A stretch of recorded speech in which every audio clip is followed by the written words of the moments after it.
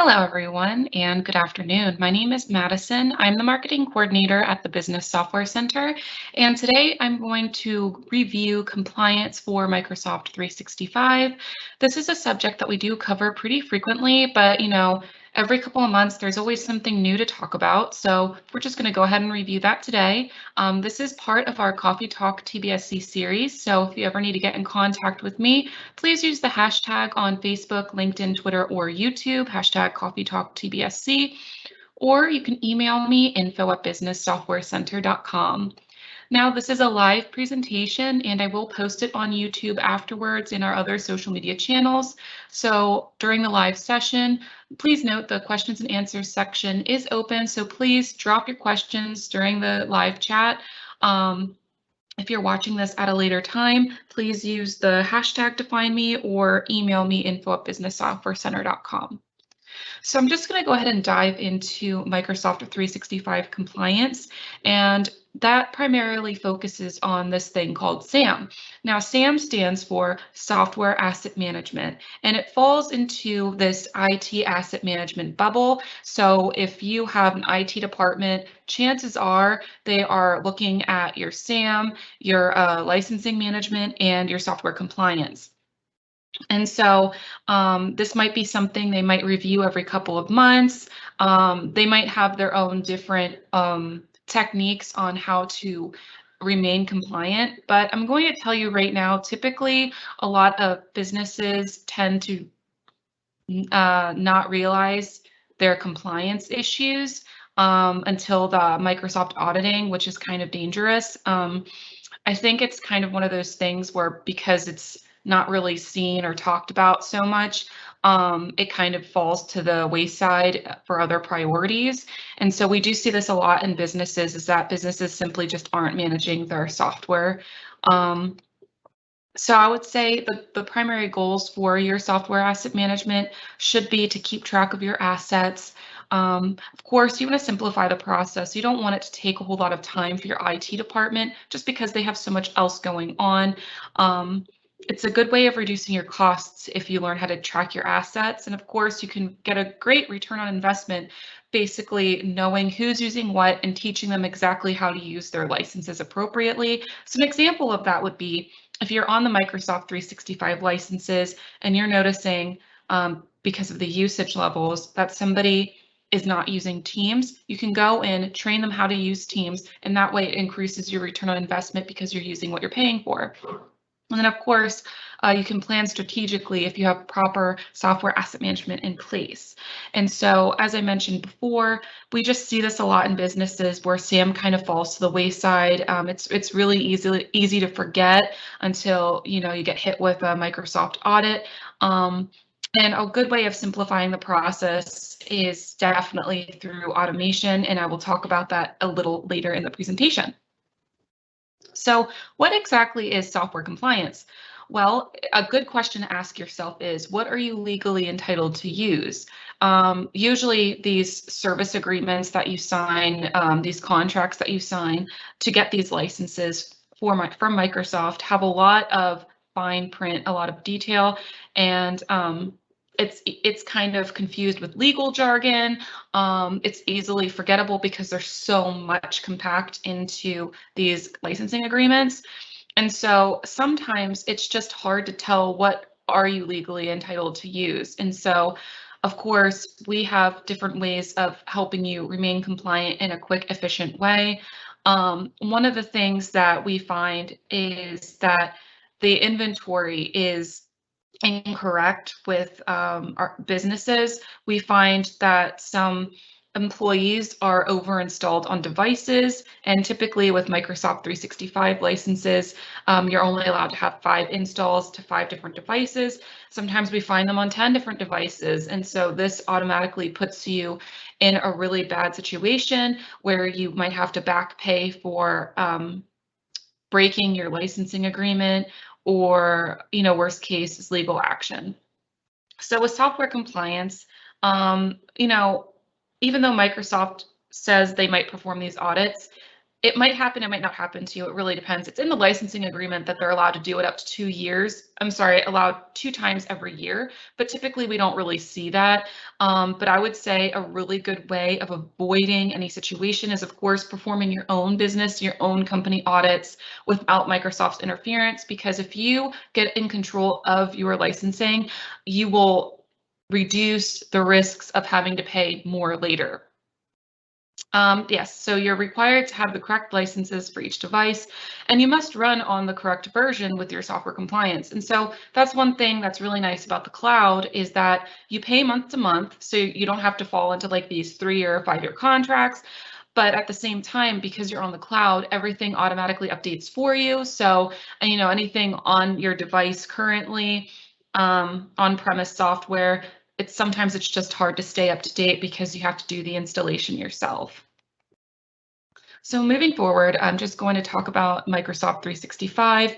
Now, their compliance is mandatory, as I said before. It is part of their terms and agreements.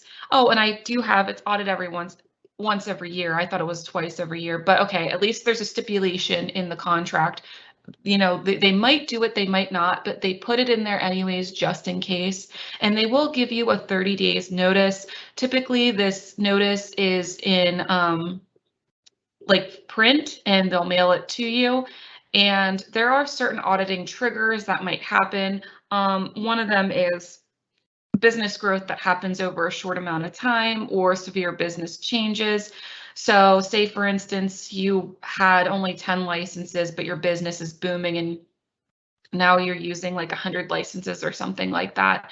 That might trigger the audit for Microsoft to look in and just touch base with you and see if you're doing everything that you need to do to remain in compliance.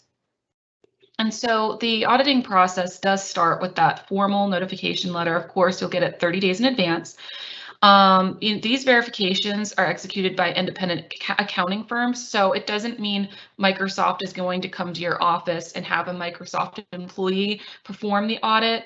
Typically, they will have third parties do it, and depending on how big your company is, how big your server room is, etc.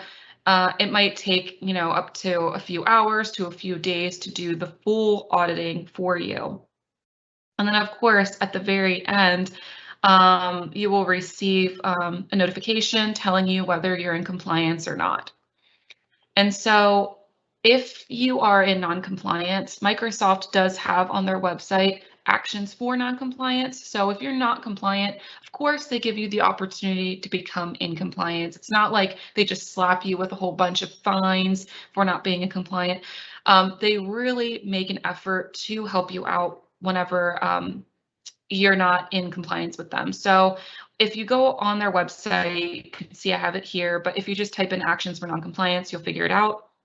And so they do have some advice for you. So say, for instance, somebody's overinstalled on more than 5 devices. What you can do is remotely lock those devices that are non-compliant. So that could be like a computer that they no longer use, right? You can remotely lock that so it's no longer being used. You can retire the device, like I said, if it's just an old computer that somebody forgot they signed in on. You can just make it retire and it will go away that way. Or you can send a push notification to the user, basically saying, hey, we see you're in non-compliance. Why exactly are you installed on this laptop, this computer, this cell phone? And get an answer from them on whether or not they can retire some of the devices on their end. So you can really make it something that you're in control of, or you can give the end user or your employee the option of deciding which devices they want to retire.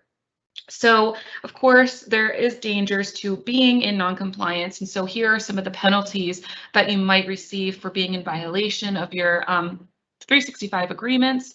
And of course, back payment is the first and foremost. Of course, if you're using more than what you're paying for, Microsoft is going to want payment for that.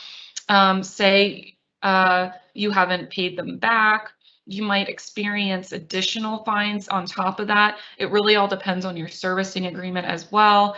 And then absolute worst case scenario is court hearings for stolen licenses. And, getting to that point is pretty intense, and it's really easily avoidable if you have the proper software asset management tools in place. And like I said earlier, sometimes it's just extremely difficult for your IT department to have this burden because it really is a lot to remember. But Microsoft did come out with this thing called the Microsoft Compliance Center just to help out. And so this Compliance Center is relatively new, but the thing is not everyone has access to it, and they're constantly making updates to make it better. But right now it's still kind of like in a beta stage. And so it's not necessarily where you might need it to be at this time. But the Compliance Center helps you monitor your overall compliance. It helps review recommended actions, and it configures settings to meet your complex compliance obligations. Now, the big problem is not everyone has access to this. It really depends on what licensing you are on. It's not automatic, so it's not like a click of a button, okay, fix my problems for me. It really is a do-it-yourself kind of thing. So Microsoft provides the information, which is nice, but then it's kind of left into your hands on making the decisions. And so here is just like a screenshot of what their compliance manager looks like. And of course, they give you a compliance score, recommendations, but it's not automatic, not really easy to use if you're really in a lot of time constraints. Your IT department doesn't have the time to look over all of this stuff and check it month to month or however you want to do your auditing process. And so that's where the Business Software Center comes in. So we do have our Smarter SaaS tool, and not only does it focus on compliance, compliance is a really big feature of it, but it looks at overall usage levels and stuff like that. So I'm just going to focus on the compliance features that our Smarter SaaS tool has. First and foremost, it is automatic, so it pulls the data for you. You can have your data in like 15 minutes. It really is amazing, and it can see the course of your data over the past 180 days. So you can always track and monitor over the last 180 days. Okay, how long have I been in non-compliance? Let's fix this right now. Of course, it tracks your licensing for you. It does suggest improvements. So, we can show you where your cost saving is, can show you your active users, who's using what, and, we can suggest how to downgrade your licenses, reharvest, or where you're having surplus, which means you're paying for more licenses than what you're using, which is the opposite of being in non-compliance. And what's really nice about this is it has the TBSC review feature in it. So it's not like we're just throwing this data at you and letting you figure it out on your own. We review all the information with you, and we help you make the best decisions for your business. So it's kind of like a consultancy, right? And then, with a click of a button, we can certainly get you in compliance. I think Smarter SaaS is a really good solution because it does everything for you, and it really helps alleviate a lot of the stress or pressure that maybe your IT department has. And maybe you are a smaller business and you don't have a software asset manager in your IT department. This is just one of those tools that you can use as a software asset manager, and we at TBSC can help monitor your licensing for you and let you know exactly where the issues are and then get you to where you need to go. So this is just an example of what the dashboard looks like for compliance. We like to use color coding as well as numbers and figures to let you know what's going on. I don't know if I can zoom this in. Yes, I can.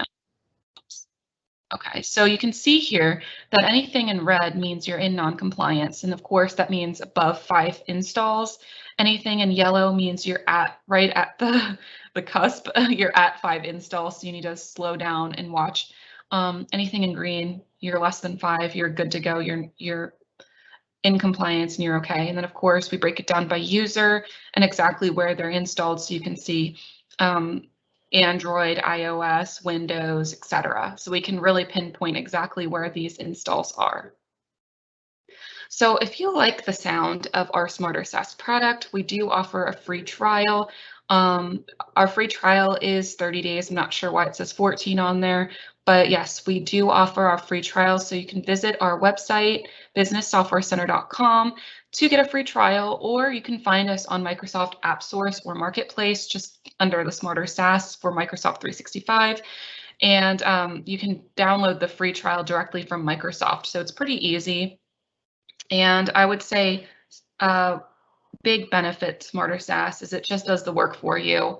I mean, I can't really say much more than that because that is like the biggest feature of our Smarter SaaS product. So I'm just going to go ahead and check and see if we have any questions coming in for the moment.